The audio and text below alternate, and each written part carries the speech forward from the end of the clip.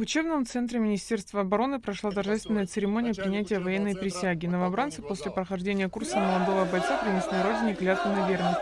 Каждый из них выходил из строя и зачитывал военную присягу.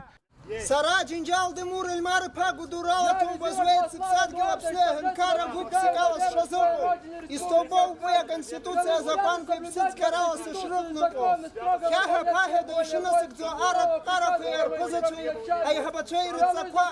И стобол сирот волкша и шакнугу ишина сыкдзо. Сивлари с псадгила пснеган кара а хакуитри ахипшимры а конституция пшагулащей хацарала и шисыхчу.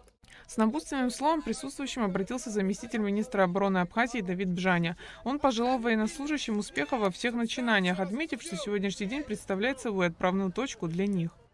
Сегодня вы будете распределены по воинским частям и отдельным подразделениям наших вооруженных сил, где вы будете продолжать службу своей Родине. Мы уверены, что вы с достоинством продолжите эту службу и вернетесь домой возмужавшими, достойными сынами нашей Родины.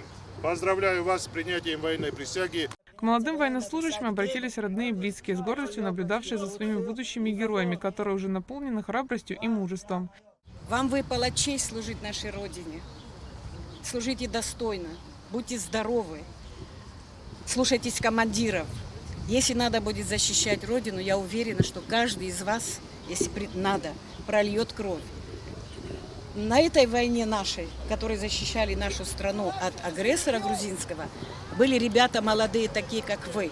Были девочки молодые. Я сама участник войны. Я знаю, что такое война.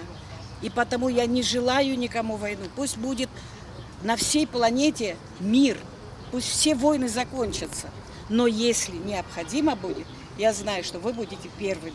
У нас во время войны были такие же молодые ребята, и по 15, и по 16 лет, которые отдали свою жизнь за Родину. Будьте достойны нашей Апсны. В конце мероприятия военнослужащие прошли торжественным маршем под звуки оркестра.